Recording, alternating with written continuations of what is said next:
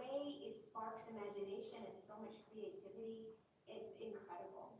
That's my favorite part, watching, the autograph sessions when people come through the line. And I remember one, I think it was Anime Expo, but we had a grandmother, her daughter, and her little daughter. It was like 3 generations that came through the line.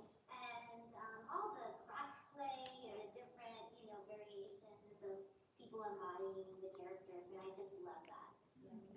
I think for me a very special moment was in Denver. I had 2 ladies come up to me and they were cosplaying as Uranus and Neptune, and they told me that they had finally recently gotten married and that they had dressed up as Uranus and Neptune for their wedding.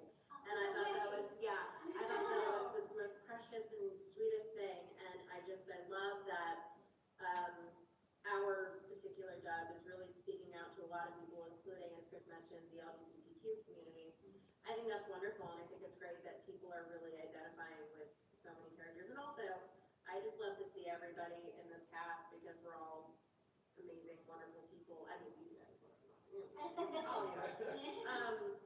No, I love everybody in this cast. Like, everybody's fantastic, and kind of what Christine was saying, it's like a little family reunion every time we get together. So it's really nice. It's really, really nice. I think me and Lauren have a lot of the same experiences just because, with us doing the true relationship between Neptune and Uranus, we have a lot of people that come up to us and are very appreciative of that. And like, I've had people tell me what these characters mean to them and like how maybe they didn't know they were gay, back then, but those characters like help them realize that, that's who they truly were, like that it was okay to be that way.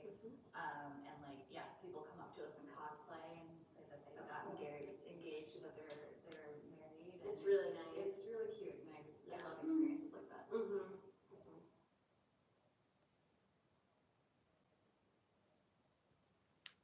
Advice for voice actors.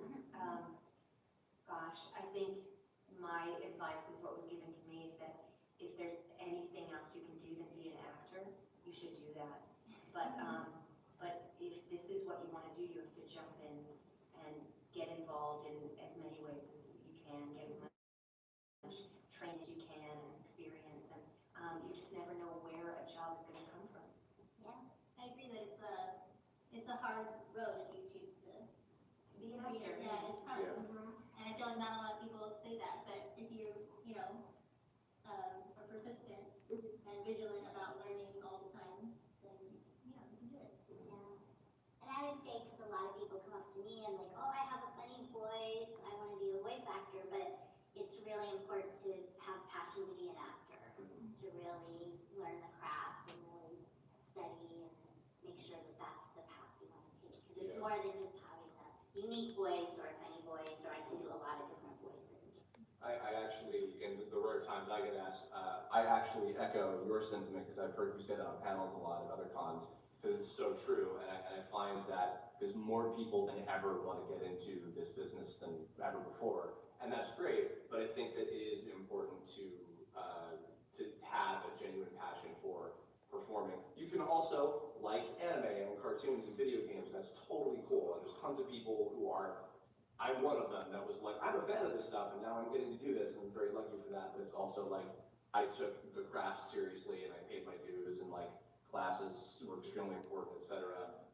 But I think that, having like the motivation of like, it's because you genuinely care about acting and not just like, I want to do this because I want to go to conventions or whatever. Maybe that's a little harsh to say, but I think that like, there has to be like, a sense of like genuineness to it that I think that will help also put you in a better headspace to do it professionally when you get the chance to step up to plate. So.